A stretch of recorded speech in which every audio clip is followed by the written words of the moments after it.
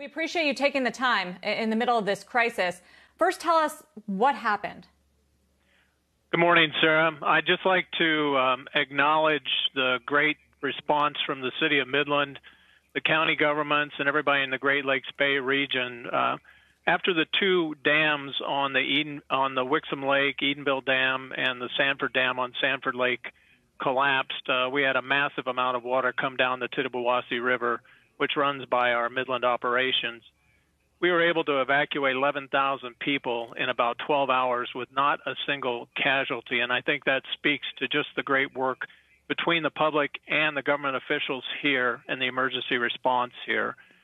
Anytime we have a flood on this river and near the site, obviously it raises concerns, but our teams stood up quickly, and on Tuesday, before those dams broke, we'd taken the decision to cease operations and get ourselves ready because we had already seen the river outside flood stages before those dams broke. Have any chemicals escaped? No, Sarah. Anytime we have a flood situation, we immediately begin working with the EPA and the State Environmental Quality Department, and we did in this case as well. We took precautions to shut down the plant, shut down all operations, and obviously everything is well contained. We have one brine pond on the site, a containment pond, where we make up brine water, which we use for groundwater remediation, that had a small amount of river water come into it, but that has been contained. And now that the water levels are down, we're taking a look at mechanical integrity of that, and that seems to be intact. And we're into the cleanup and recovery phase now and working through our checklist, including with the regulators as we begin the process of restarting operations next week. So as far as you know, there's no toxic chemicals being released either into the environment, into the waters, into the soil. Is that something that you're going to continue to sample and look into? There's no threat to the health or the safety of the community, and to our knowledge, there's nothing that's been released, Sarah. And part of our checklist as we come back up is to sample areas where the water has been flooded. We'll be doing that with the regulators once the flood waters recede.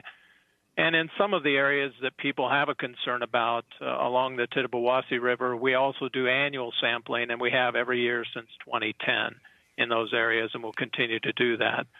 The pond that had water come into it does not contain hazardous materials or chemicals. It contains salt water that we use for groundwater remediation. What do you say to critics that say Dow and the city itself, the counties, should have been more prepared for these severe climate scenarios, given our changing climate and what's been happening with storms, and could have done more to prepare and to prevent this difficult situation for residents there, which were already dealing with shutdowns and pandemic concerns? The city and the county and Dow have been very well prepared. We had a 100-year flood in 1986, and we made tremendous improvements since then.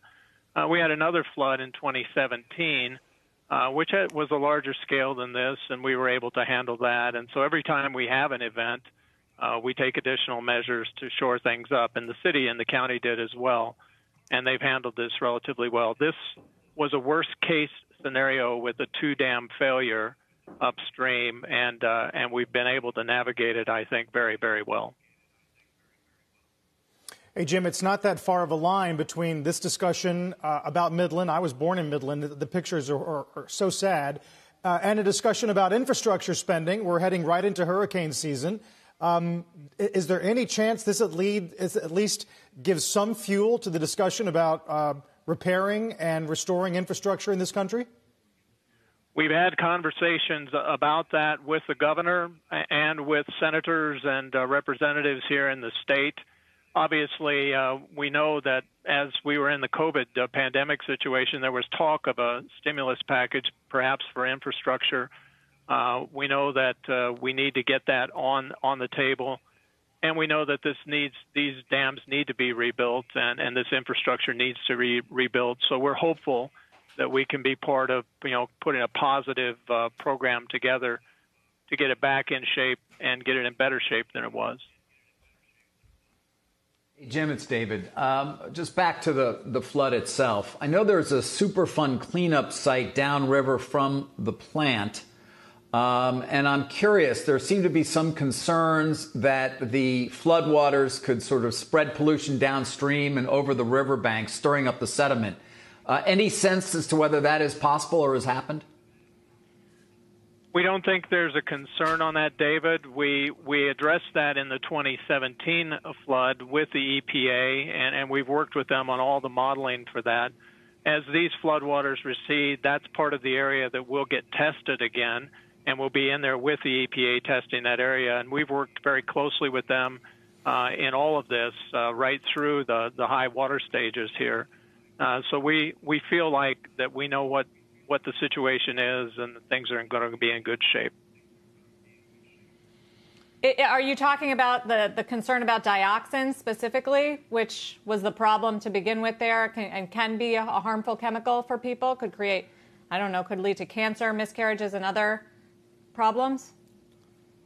I think those areas that David was talking about are part of that cleanup and the dioxin contamination that people are concerned about. And as I said, in all the modeling we've done with the EPA and the work that we've done with the EPA, the flooding previously has not had an impact on that.